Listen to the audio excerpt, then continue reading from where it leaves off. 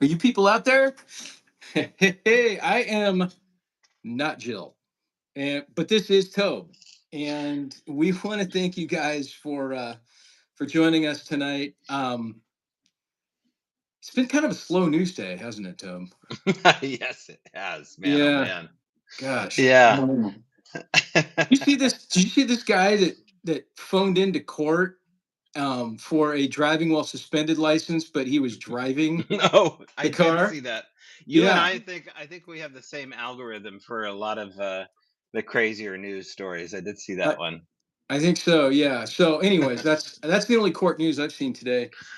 But that gave me a good laugh. So, anyways, I thought I'd bring it up. Um, we have lots to talk about today, Okay. and you've had some interesting things going on.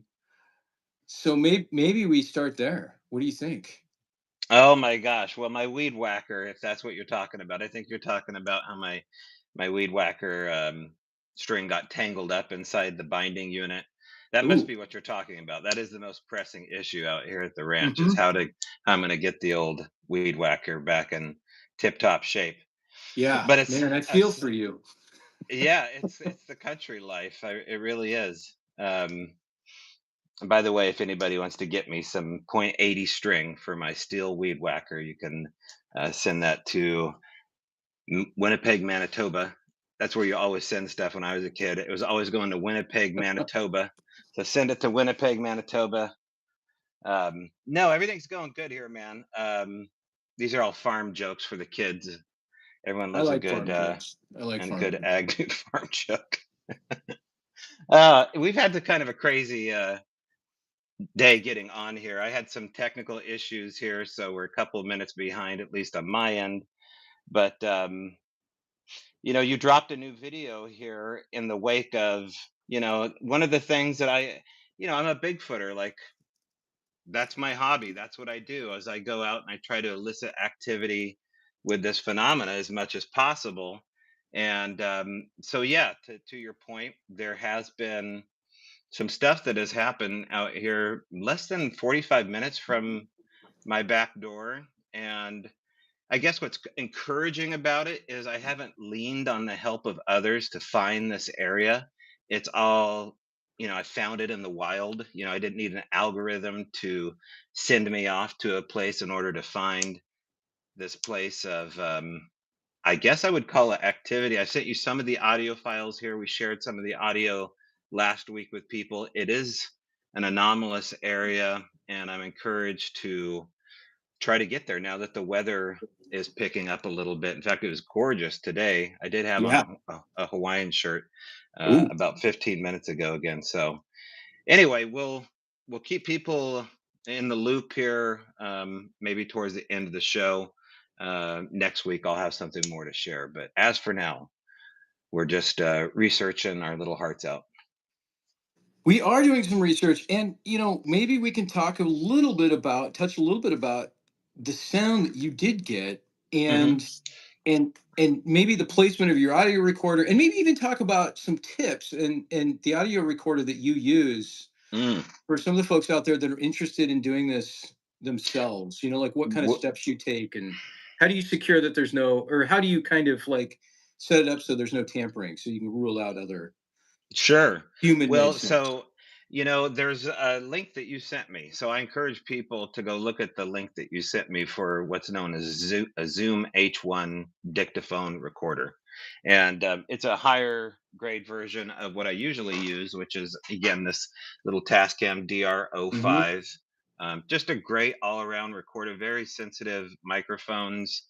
I mean, you can hear a sound at a great distance, and you can record personal interviews as well. So that's what I choose to still do. Although I have deployed some of the other techniques that Daryl Adams used, including using peanut butter. One of the more ridiculous things that Daryl would do, which actually seemed to bring the activity in, was paint these trees like Candyland with dollar store creamy peanut butter. And he would do, entire 5 foot sections of the tree He and just painted that tree. just painted it with peanut Yeah. butter. Yeah, And yeah, so I decided to do that, but I decided to do it in certain shapes just to add a little bit of, I don't know, maybe to mix up the message a little bit. And so we'll see what happens with that. But yeah, I did get some audio, and one of the more interesting things I think happened last week. But the audio I just got recently, which would have just been a couple days ago, I guess, um, reminded me a lot of what Dr. Simeon Hine described last time we did a live.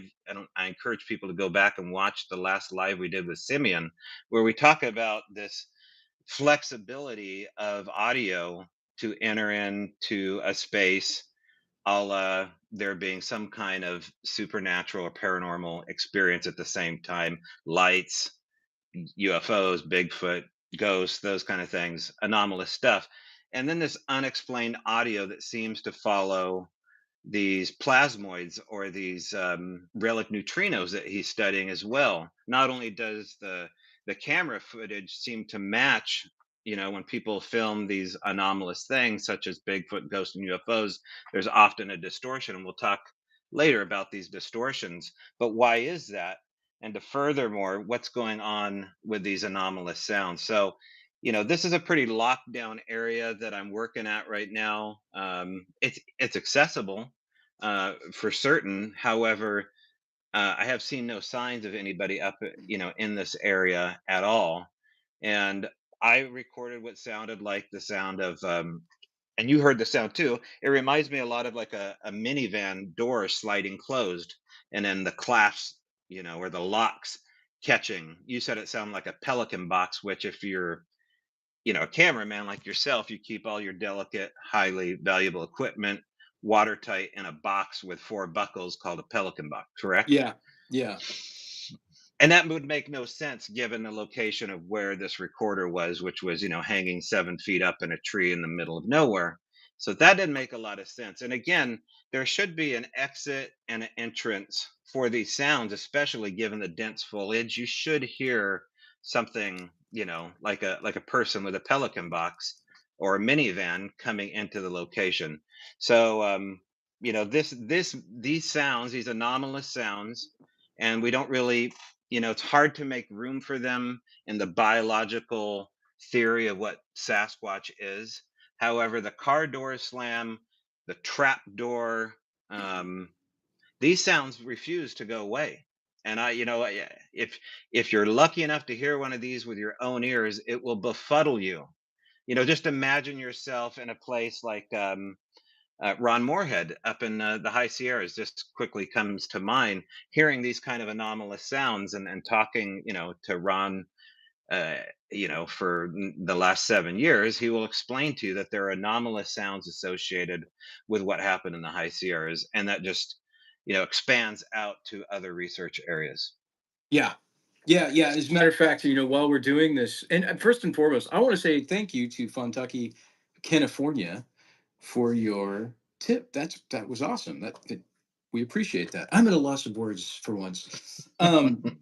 No, but going back to, we're working on this documentary on the voices in the wilderness. And you're right. I mean, Jill and I a couple of weeks ago decided to go up into that area just to kind of scope it up. I mean, we were maybe, as the crow flies, 10, 15 miles away from the camp itself at an elevation of about 4,900 feet, I believe. And the camp itself is at like 8,600. But I can tell you right now that this is very, very rugged area, very rugged territory. Not a lot of people out there, and these guys were hearing urban sounds in this camp. Sounds that you would expect to hear on a street corner, not in a Hmm. camp that's 8 miles in the wilderness, as Ron says. So who knows? It's like, what are they trying to do by creating all of this havoc? I mean, these guys talked about the sound of like freight trains going through the camp, and the Hmm. famous example is Ron and the guys hearing pots and pans and things being disturbed and thrown around, and when they looked, there was nothing there. So it's like I posed a question to you. I think it was you the other day.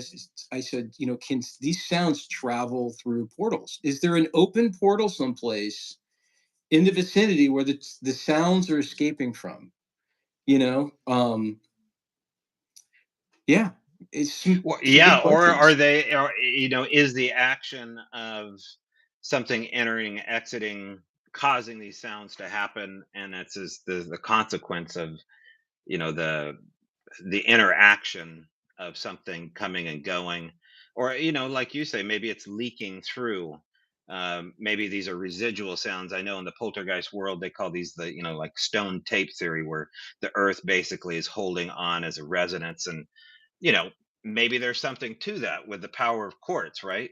Yeah, Holding memory or something like that. But I tend to think that just given, and people have witnessed stuff too where they see objects, a la apportations of biologics or objects or lights enter and exit out of these rifts or shafts in time. And I mean, again, we go back to Skinwalker Ranch where they saw an orange portal open up and they saw Bigfoot come out of it. um, and I just think that these sounds are so weird. They don't really belong, in people's minds. They just don't belong, so they never mention them. But I yeah, feel like it's a really important missing piece of the puzzle. yeah. It absolutely is. And just to tease the documentary a little bit, we have talked to Simeon Hine about some of these sounds, and you've had a chance to see the interview. Mm, And all I will say about that is that he is on the cutting edge right now of coming up with some theories that might explain some of this stuff. And it's hmm fascinating. And it kind of leads us a little bit into some of the other topics we're going to talk about tonight. hmm Um, oh, Chuck says they're just mimicking sounds to mess with you. They mimic all kinds of sounds. That might be true. I mean, it might just be a hmm game, you Yeah. know, just just hey, let's see what happens if we slam a car door or you know whatever. I mean, Yeah, and I'll push back a little bit on that, Chuck, just based upon the issue of the where the footprints in. Let's talk about a book by Timothy Renner, right, by the same title. And this is the issue, right? Is that the evidence seems to have a disturbing way of just suddenly starting or stopping. mhm, And this is where these sounds seem to pick up steam as interest to me, is the vibrational resonance of what's happening as far as finding a footprint that is too small, too shallow, or too deep in that given location. And they seem to be shifting.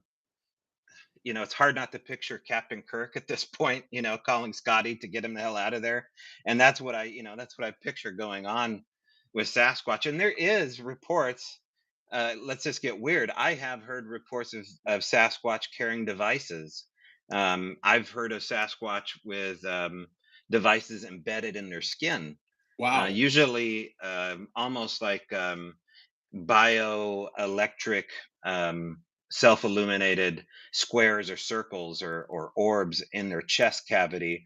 I've had another person describe Sasquatch holding an orb as though he's delivering it like you would, a drone or something like that. yeah. Hey, Tobe, hang on just a second. Okay, okay. So we have some breaking news. Um, it turns out that Bigfoot is guilty, maybe, of shapeshifting. Oh, So let's talk about what? that a little bit. Oh Um, my gosh. or is he guilty of shapeshifting? Therein lies the question. And Chuck Jacobs had an interesting story. I don't know if you guys have had a chance to watch it yet. It's on his channel, Chuck Jacobs Arizona, on YouTube. But he has some folks, some friends, and I'm not going to get too into it because I want you guys to watch it, that observed. And if you guys have seen Paranormal Bigfoot, a Flash of Beauty Paranormal Bigfoot, Jack talks about how he sees a deer shapeshift into a Bigfoot. And Chuck Jacobs talks about some friends in Utah who just last night, I believe it was, had the same experience. And there's a few theories that Chuck has about them shapeshifting. And one of those theories he talks about today, and again, I encourage you to watch the videos. One of those theories he had today was, are the Sasquatch implanting visions into people's minds? And he talks about how he saw one in broad daylight, he and a friend, walk right in front of them. And they went over and it left no prints. And he also talks about how they saw a mountain lion cross in front of him another time. He was out with a movie producer, I believe, and the mountain lion didn't leave any prints. So there's Mm. something odd going on here. Are these being implanted? Are these clever holograms of some sort? Have you heard any of these kind of alternate theories, Toe? Well, yeah, of course. It's just the uncomfortable idea of talking about something stranger than the phenomenon itself. So it takes a while to get these stories from, a lot of people. You've been lucky enough to get them on camera. It's super rare to get somebody to talk about this on camera or even anonymously on a Yeah, podcast in general. yeah. But sure, I mean, one of the first things that I remember hearing was someone saying that they can control animals around them, and use them almost as distracting techniques, Hmm. which is a different type of conversation altogether. But are they shapeshifting? As Jack was saying, are they the animals themselves?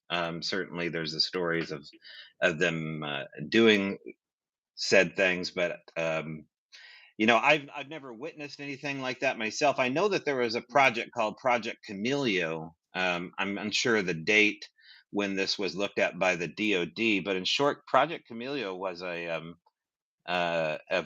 cloaking operation where they were looking at using troops, I believe, to use photocells in and around their Delta uniforms to interact and go into enemy lines and stuff like that. And of course, where did that idea come from? How did we adopt these ideas and this tech so quickly? I mean, this is leading to a whole nother world that I want to get into that one of your guests, Robin Haynes, talks about.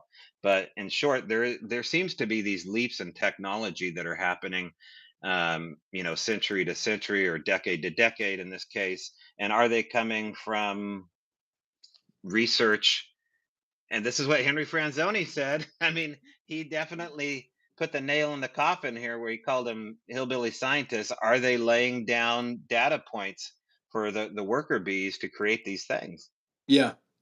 Yeah, I just read a comment here. D. Mitchell says the number of people who say they see tree stumps that then turn out to be Sasquatch is by no means small, and that's true. And we've heard that a lot.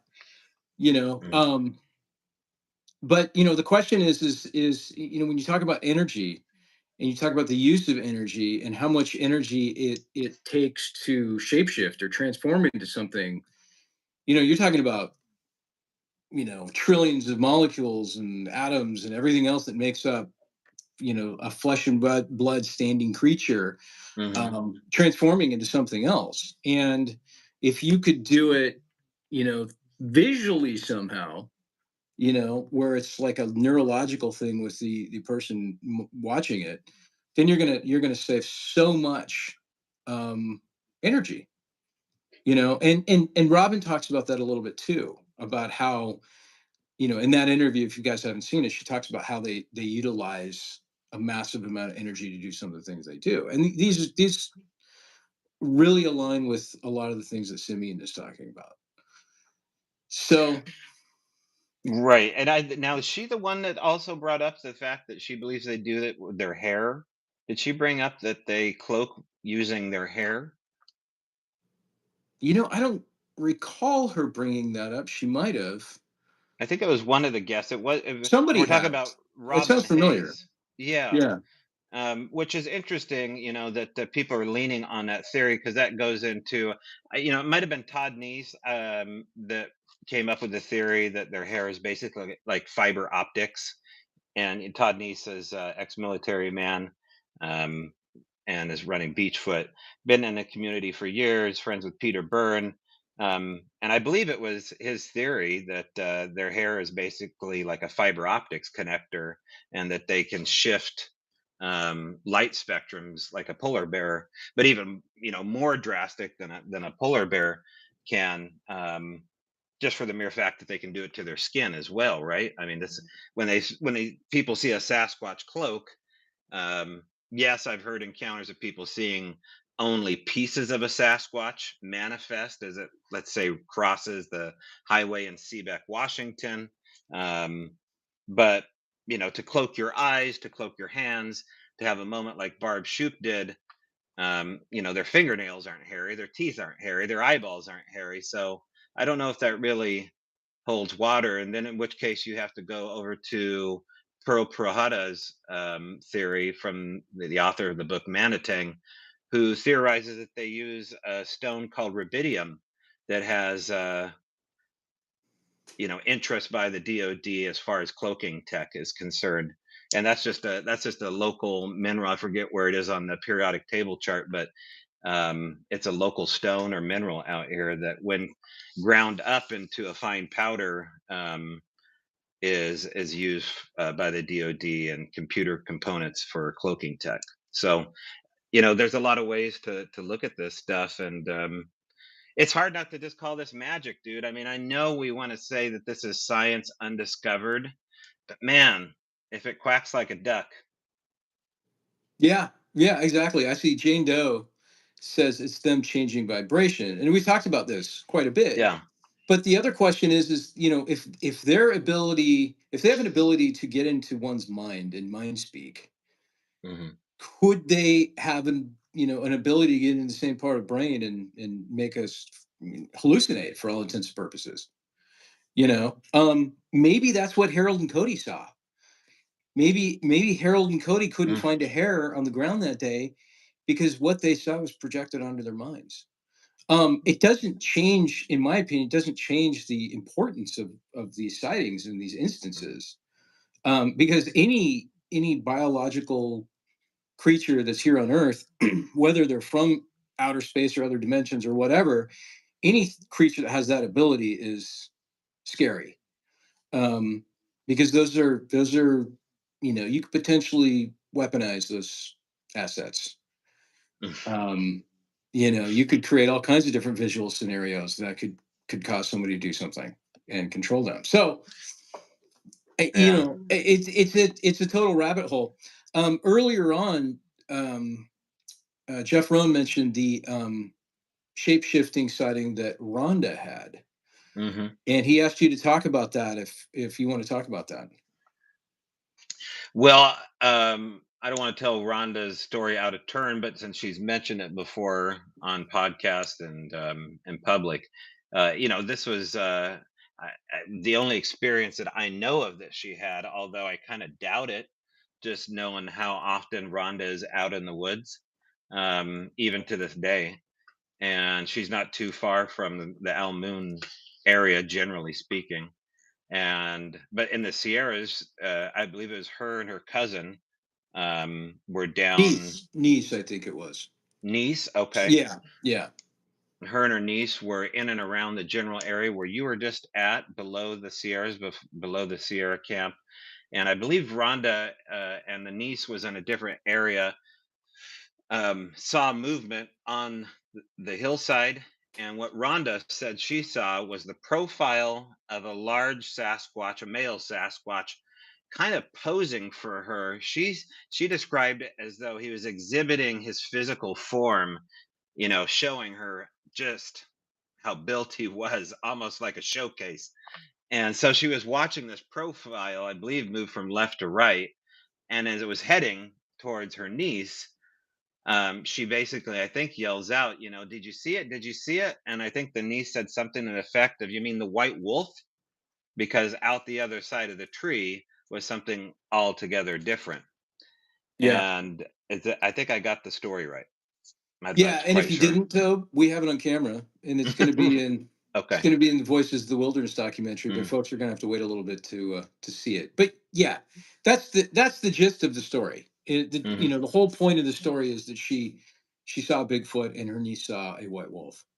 And it had to have been. I mean, it was going in the same trajectory. Mm.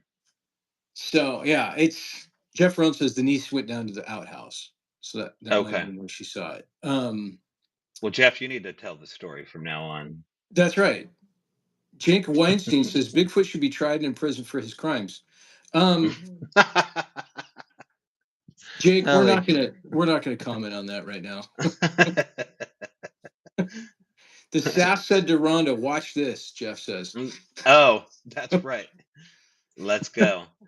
Well, "Yeah." I mean, let's talk a little bit about Ira Wolfnosen, who had an incredible incident happen before she left Washington to move to California. She lived pretty close to where Dr. Matthew Johnson lives, and she lived very close to where the Browns live. And I'm talking Mm-hmm. about John and Sarah Brown. And she said she saw a black flash in the middle of the day shoot through the field and land in a cottonwood tree, and it landed in the bark of the cottonwood tree. Wow. It shook the cottonwood tree as it went into the tree, not like the branches, but into the housing of the trunk. And I believe a blue jay shot out the top, fell on its back, and sat there, kind of stunned, as though it just had a sonic burst happen to it. And it slowly got up out of the tree.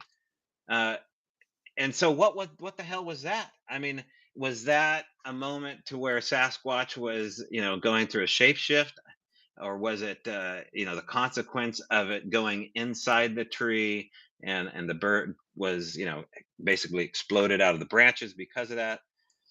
I don't know, but Yeah. a lot of the guests here, I mean, you could only touch on a few of the stories that we all had, and that was just one of the stories that made the cutting room floor. Yeah. Yeah. In fact, somebody named Crypto Sasquatch just wrote, "Had a skunk come straight towards me one night while visiting an area where the forest people are here. Walked right Mm, between my legs and kept going. I didn't move a muscle. Always wondered about that." mm, I mean, I think that number one, Sasquatch have a sense of humor. mhm. And we've seen that. They're that intelligent. Number two, skunks are brave. So if it wasn't a Sasquatch, skunks think they're like the almighty forest creature with this scent gland thing they got going on. And when I was a kid in high school, I got locked out of the house in the summer, and we left our garage door open for the cat to kind of come in and out as it pleased. And yeah, we weren't a very secure house. So I was able to go and kind of lift the garage door up a little bit and kind of, maneuver around some boxes and stuff like that. And it's like it was pitch black. I couldn't see anything. So I would have to feel my way through the garage to sneak into the house at 1 o'clock in the morning. And he didn't want to knock over any boxes. I didn't want to wake my parents up and get busted. So, hi, Mom. So anyways, we had this cat named Fluffy that would go in and out of the garage, and Fluffy would walk around like cats do. She was fluffy, of course, and she had a tail that stuck up, and she would wander around, and she was always in the garage eating cat food. So you can see where this is going. I'm feeling around. I'm not bumping anything over. I'm wearing shorts. It's summertime, and I feel Fluffy's tail brush against my leg. Oh, here's Fluffy. So I walk over and I flip on the light, and it's me and Skunk staring at each other. I have a smiling contest, or staring Nice. contest, and a smiling He was smiling, Yeah, right. and I literally couldn't believe it. I was frozen in fear, and it was just like he was like, you could tell he was trigger happy. He was just waiting to blast me, but thankfully he didn't, and I made it out of there alive. So the point of that whole story is Crypto Sasquatch may have just had a really, really brazen skunk. But you never know. You never know. That's odd animal behavior for a wild animal. Well, if there is a Klickitat ape cat, and I have no reason to doubt what the witnesses say, maybe there is an actual skunk ape. Yeah, that exactly. I'll never forget that photo when Art Bell was talking about it. Hmm. I think it came out in 2000 or 2001. And I remember seeing that and kind of going, "Wow, that's a great skunk ape photo." So, Yeah. I was yeah. picturing like Pepe Le Pew mixed with like Magilla Gorilla or something like that, but yeah, that's Grape Ape possible. Tobe, remember him? Grape Grape ape. Ape? Yes. Yeah, yeah. There's been some great apes throughout history. You got King Kong and Grape Ape. I can never say that. Um, Mighty Joe Young. The thing from Cannonball Run, was it Cannonball Run? Oh, The monkey. Oh gosh, someone help me out with the name of that orangutan that was Yeah, always flipping people off in the semi truck with Jerry Reed, I think is the yeah, country singer's name, and his Clyde. I think it was Clyde. Clyde. Yeah. Yeah, and Bubbles. And anyways, I digress. We won't talk about famous apes anymore. Um, okay, so moving on. Um, Jill wanted Whoops. me to Sorry what? about Oh, that. you there? You there? Yeah, Okay. go ahead. All right. I was afraid there was an earthquake happening. Um, Jill wanted me to remind everybody, or not remind everybody, but tell everybody that we are now on Rumble. If you Oh wow. guys are Rumble viewers, we are now on Rumble. We went live on Rumble today. Jill has more information about it. But yeah, we're on it, and we will continue to add to it. Um, and It's just then under the same name, Brett? it's just under the same name. Hmm. Okay. Okay. So you'll have to search. You'll have to search for it. And then I didn't get a chance to get it posted today, but in the next couple of days for members, we will be dropping a new interview, but it's an old interview. It's actually one of the first interviews we ever did, but we haven't released it yet. And Tope, that's you and Daryl sitting in the back of the pickup truck. Yeah, Speaking of Clyde and Jerry Reed.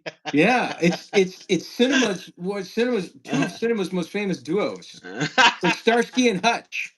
It really is the bromance that nobody wants to see, but Oh, come on. Oh, every I love way it. but loose. Every That's right. Right, right. Thank you, Randy. Every way but loose. Why did I forget that? Every which Um, way but loose, you yeah. turn me. So that'll be coming out, you know, by this weekend, and then we've got Okay. some more good stuff coming up too. We've got a whole list of interviews, but we've been busy with a couple of other things that we've been working on. So we're trying to get to these things as fast as we can, guys. Thank you for your patience. Yes. I just want to mention real quick Steve Isdall. Obviously, Hmm. he's got a fan base for a reason, and he's kind of been an ignored quantity on my end. And I think it's mainly based upon a misunderstanding that I had just as a preconceived notion of maybe what was going on in his camp. And I've just been horribly wrong.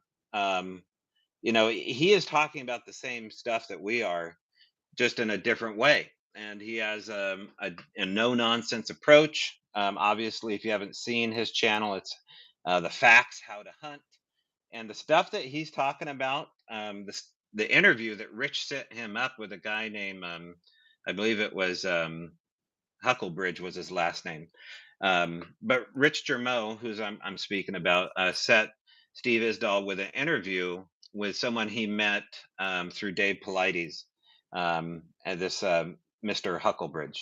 Anyway, this interview is on there, and the snowball effect that the Rich interview has caused with where Isdall's research um, I think, really important to the conversation we're having here. Yeah. Um, so I just encourage people to check out as much as they can of what's going on over there. Keep an open mind about it, and you know, Steve's a hunter. That's he's a sportsman, and I know that some people get turned off by the fact that people hunt. But you have to keep in mind that these guys use every resource of the animals when they're done. Most of them aren't trophy hunters just for the sake of trophy hunters. They use every ounce of this here. And the last interview involves hunting and Sasquatch's involvement and appreciation of the hunting spirit.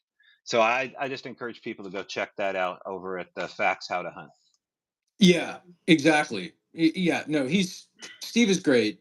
And I've got to admit, even though I grew up in Oregon, I was not a hunter. I was a fisherman for many years, Me including too. Yeah. fishing out in the Pacific and on the lakes and streams around Oregon, which are gorgeous. But I was never a hunter.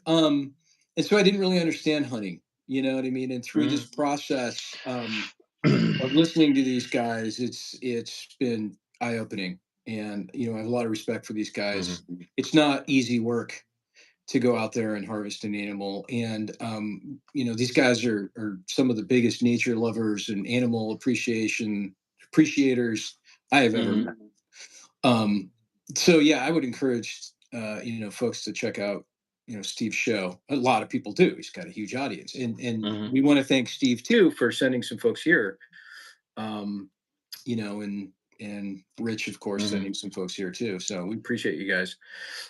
Someone just mentioned they had a question for you, Tobe. This is a little off subject, but they had a question. I'd like to answer it. Do you believe the results of Dr. Melvin Ketchum's DNA studies, and what's your opinion of the unknown nuclear DNA? Well, here's what I know is that this idea that it's constantly contaminated is wrong, just based upon the discipline behind the collection site, especially now that we all know how to collect the eDNA or the DNA period. And, Rich Germeau gets into the discipline that went behind the collection site. And I think um, this would probably happen again and again and again if they keep saying that the DNA has human components in it and therefore it's contaminated. And I just think that we need to get ready for some uncomfortable answers and chase the rabbit hole that somehow this is attached to um, Homo sapien to some degree. And so, I've watched, and Brett, you've watched too, the language slowly start to migrate or evolve from it being a missing link to Gigantopithecus to relic hominid to, well, what do you think what's the next, no, in a nomenclature, the next verbiage going to be? Is it going to be non-human biological entities? I mean, they certainly are using that term to Hmm. describe things that are piloting craft, but I don't know. What do you think? Hillbilly scientist? Hillbilly scientist. I think that's the natural progression. Right. What's crazy to me is it seems like some of us are going backwards. So there needs to be a Hmm. term for that too. I don't know. Um, Nephilim, somebody said. yeah. Absolutely. I think that that belongs in the category of a possibility for certain. Oh yeah. There's no question. There's no question about it. But what's important to remember is that, and all of you people know this, and that's part of the reason why you're here and why you're interested in it, is that somebody else is under control. And we don't know who that is. My personal opinion is that there's some extraterrestrial influence, and there is you know a rollout happening. And yeah, just like you said, Tobe, if somebody like Dr. Melba Ketchum puts out a study, um, that she was meticulous about, and it comes out with no other matching DNA, and it looks like it could be a smoking gun to show that these things are real, then somebody's going to squash it if it's not part of the narrative, if they don't want Mm, it out. Um, so I just believe that people are going to censor what they're going to censor, when they're going to censor it, in order to maintain some sort of civility or control or what have you. mm, And I just think that it's because if Sasquatch were out and they were known, there would be humans that would be able to learn from them. There are humans that are learning from them right now, like Robin Haynes. There are mhm, people that um, are growing and opening up their mind's eye, and mhm, that gives people, ultimately, it gives people power. And those that are in control don't want us to have too much power because then they lose power. mhm, So I know it sounds like a superhero movie or something, like or a Twilight Zone episode, but it just seems like that's what's happening right now. So yeah, I personally think Dr. Melba Ketchum's DNA study is legit. I think she has it, but that mhm. might not be verified for a long, long time. We'll see. We'll see. I mean, we're trying to do the best we can to get the truth out and to leak it out, but we'll see. Hey, thanks, Renee. Appreciate it. Mhm. And we have to remember too that egos and money are at stake here. Hmm. And I don't know which one is more in jeopardy to some of these people. You would think that the finances are more important than the ego, or the ego is more important than the finances. I think one feeds off the other one. And I really had no appreciation for the financial element here because I really have had nothing to lose looking into this. My reputation be damned, my wallet be damned. But a lot of Yeah. people, especially funding from colleges, or institutions, or there being a daddy warbucks involved here, there is a set game that is happening here, and if you don't play by the rules, then things just start drying up. And so I get it.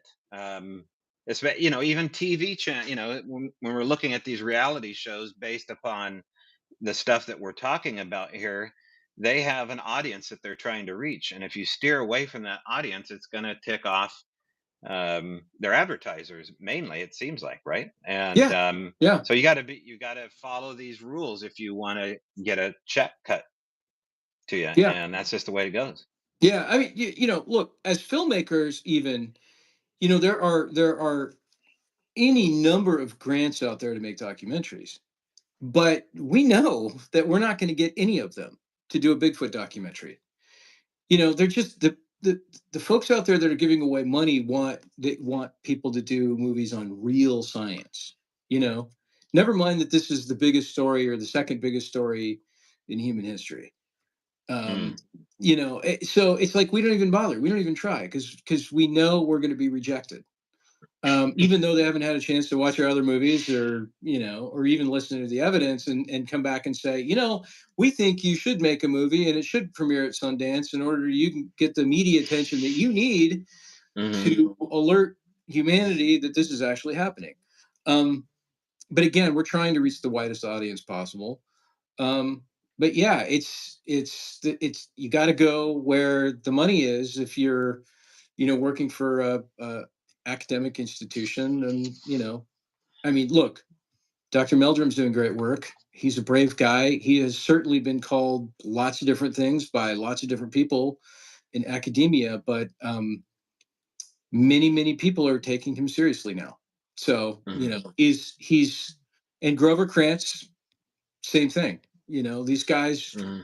really see that there is actual evidence out there. And we need more guys out there. We need more people, men and women out there, to really kind of step forward and put a little bit of, their reputation online to say, hey, yeah, there is something happening here. There's definitely something happening here. And I just want to say, it's so refreshing to see Simeon Hine, Dr. Simeon Hine, author Simeon Hine, to come into the picture regarding the subject matter with his enthusiasm. That's really what's lacking, is this positive curiosity. Like that's what if I bring anything to the table, it's just I'm naturally curious, and I'm just like a tick on a hound. I just don't hop off the issue. Um, and so that kind of endless fascination and curiosity, and he's just fearless, but like in this really um, familiar kind of way. It's just very disarming. And so Yeah. I think it's just an important voice to have in here.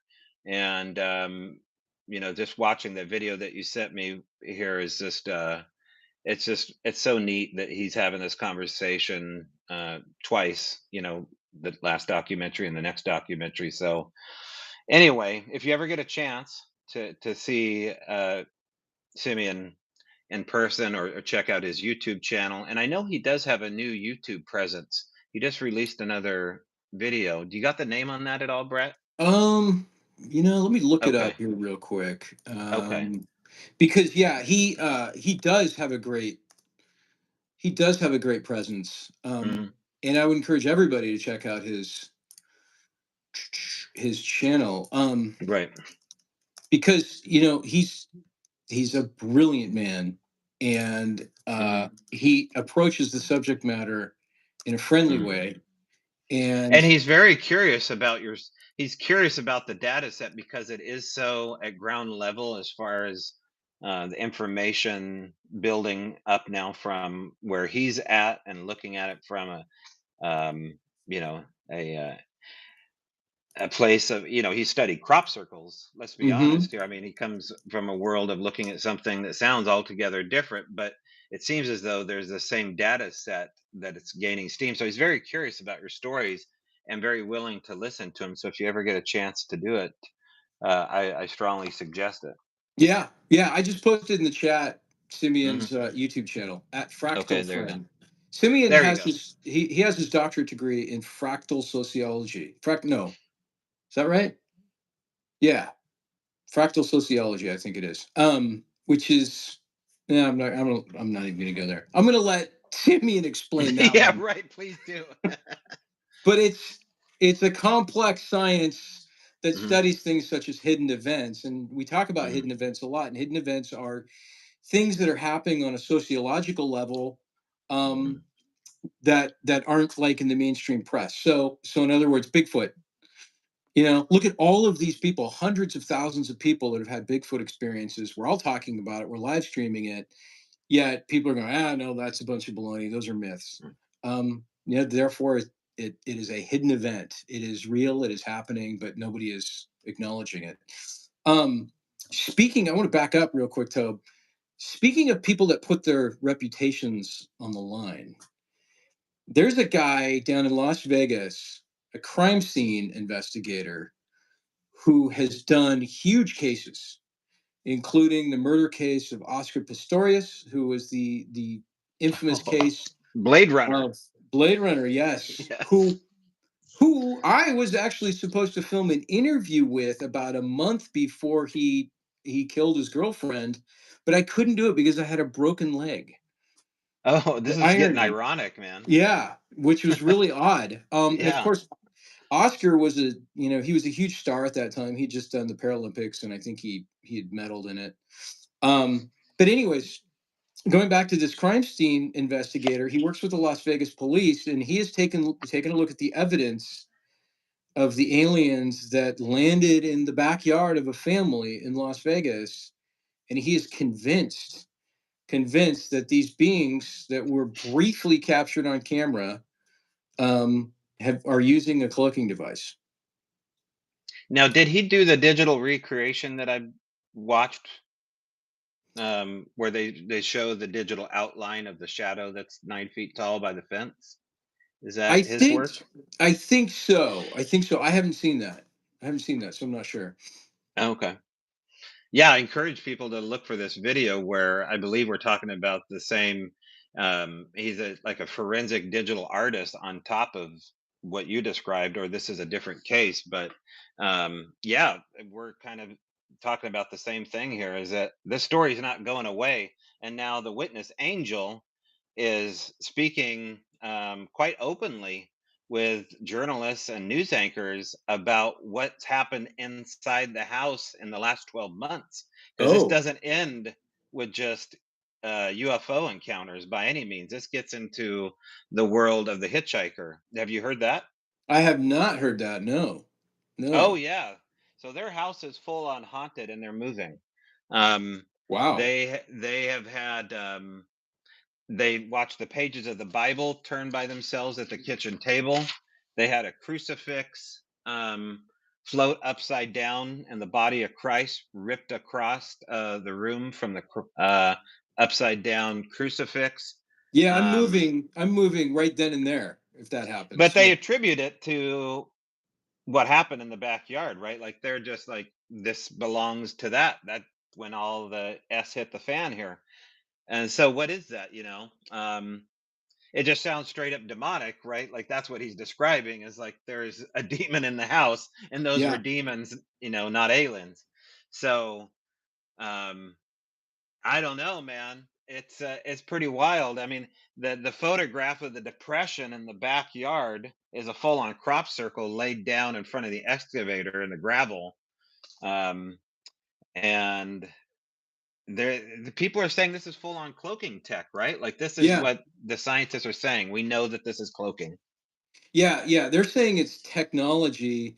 Folks on here are commenting and saying that it's vibration. It's changing the matter through vibration, Mhm. which we've talked about this in the past on past shows. I believe Jill brought it up, but it's similar to a hummingbird's wings. They're completely Mhm. invisible when they're buzzing around. Same thing with Right. any, to a certain point, any winged insect. Somebody just commented, Jared.tv. He said, my connection timed out. I wasn't sure if you guys responded to my comment or not. Hmm. Yeah, which question was yours, Jared TV? Um, yeah, so I don't know. I am completely fascinated by this Las Vegas case since the Mhm. second I heard it, because it seems to me like these super intelligent beings really fouled that one up. How did they end up in somebody's backyard? I mean, there's just so many questions going on here. And the other thing too that's super interesting to me about it is how tall they are. What does the height have to do with Sasquatch? Does it have anything to do with Sasquatch? Is it just a random thing? Or are we just short people? Some of us, with the exception of NBA players. Um, you know what I mean? It's so, yeah, I would love to find out some more answers about that. Um, and I'm Well, still real learning quick, more. I mean, I want to just speak to what you're saying here about Yeah. the general idea that these things range from 8 feet to 12 feet or anywhere in between that scale. Robin, and I encourage people to go back and watch this last drop that you put up there with Robin Hayes, who is what I would call an extended experiencer, a Sasquatch contactee. She makes a lot of claims. She makes a lot of sense. She talks about very specific things that I've never had happen personally myself, but she speaks about them with conviction. One of the things she says here, and I have a long list of talking points here, but let's just go to the specifics of what you just mentioned here as far as the general size. She also not only mentions their size, but she mentions their age, Hmm. ranging from 2 to 400 years on average, to what she calls the ancient ones that can range anywhere from 400 to 1,000 years. Very specific with that. She also describes. This idea of there being hidden information, and now we're going to go back to other interviews we did where there seems to be siloed information that we're privy to, which would be unclassified information and classified knowledge, Newtonian physics and classified physics. And so whatever's Hmm. happening here, there's two documentaries that came out in the last week. One of them is called The Lost Century, um, which I believe is by Stephen Greer on Netflix. The other one is Ah. called The Old World Order, and you can find that. I believe it's Stu Peters, kind of a controversial voice here, but he put out an hour and a half long documentary talking about the same thing. That, in short, there are giants, mound builders. Marcia K. Moore territory is where we're headed now. Is that these mound builders? You can see evidence of them based upon the scale of the buildings that they built, and that these buildings have been hidden and buried on purpose, basically by the banksters, that basically wanted to roll back time to make a profit. And then you get into Edison and the battle against Edison and Tesla and free energy versus plug-in energy. Um, and so, but this free energy concept is a mound builder concept. And one of the more incredible things that they show in the Stu Peters doc called The Old World Order, um, is evidence of these large doors, right? These giant steel, metal, bronze doors with handles that are as big as a basketball, about 8 feet up. And Wow. these doors are everywhere, and they're in every city. They couldn't cover them all up, so Yeah. the architecture was elaborate to a degree to where we just don't do it anymore, just because it's not cost effective. But they're claiming that these giant structures were built within a year's time, and these are huge megalithic structures. It's just not possible. So I No. just encourage people to follow up, and really Robin brought this up before I found these two documentaries. The Lost Century, everybody knows Dr. Stephen Greer and his CE5 contact. And then the other one is the Old World Order. And it gets into the Marcia K. Moore stuff of the mound builders. I thought it was incredible. Very interesting. And Tobe, I've been to Egypt. I've stood at the base of the Great Pyramid.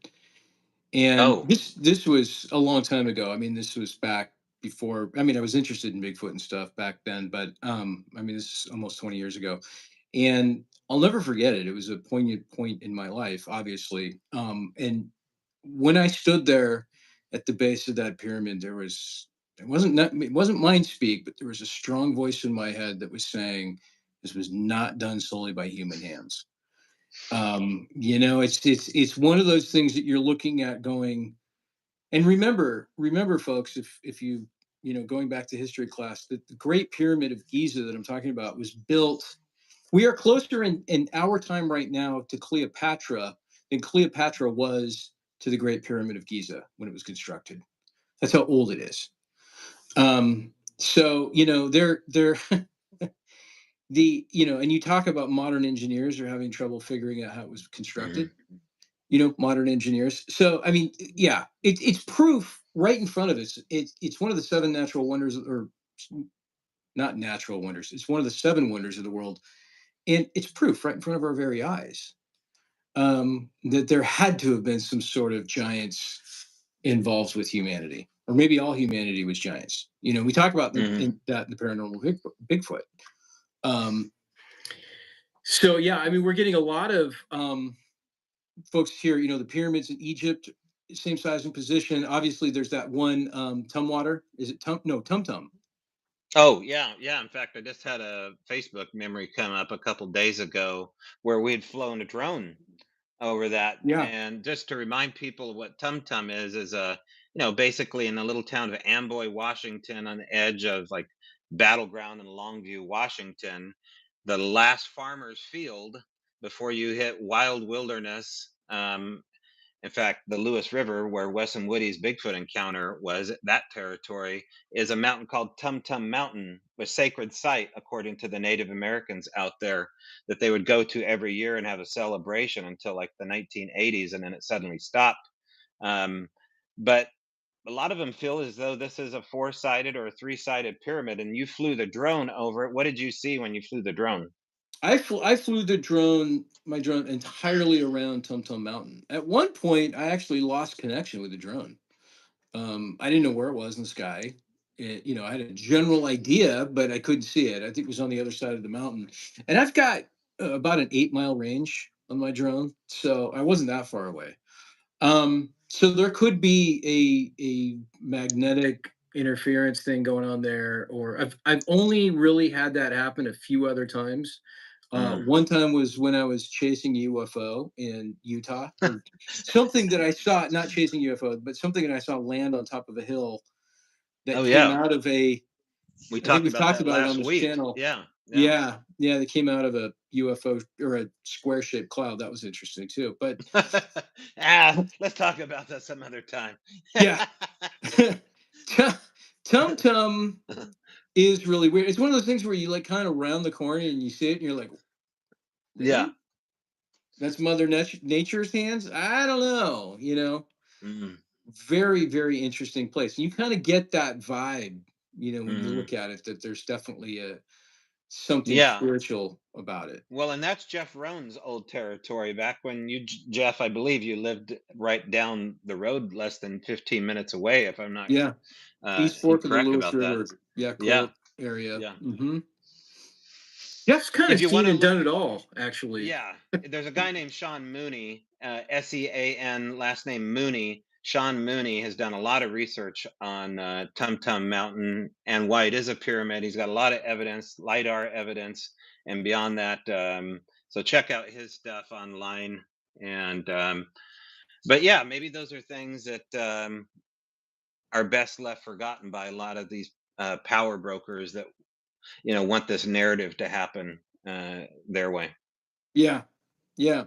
So before we wrap up, I want to kind of talk about the things that we have going on. And I saw a lot of people tonight in the chat from Canada, and we are going to be headed up to Canada in about 2 weeks. 2 weeks from tomorrow, we're going to be doing a double feature. Tope, do you have your passport yet?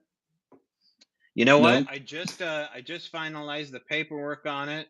$160 now for a Ooh, passport. So wow. yeah, that's forthcoming. But it I won't know a be here in guy. time for this. Really? Could it It be? will it will not be here in time for It will this, but not. Okay. I know a yeah. guy that can get you over the border, but it's going to cost you. Oh, So Brian. Maybe you're we'll talking see. about Brian Bland, and no, Brian, I don't want to ride on your piggyback across the border. You spoiled it. You Right. spoiled it. I also know a guy that makes fake passports too, so I'll put you in Oh, contact. So okay. if you're cool with using a fake one for a few minutes, you've got to go under an alias though.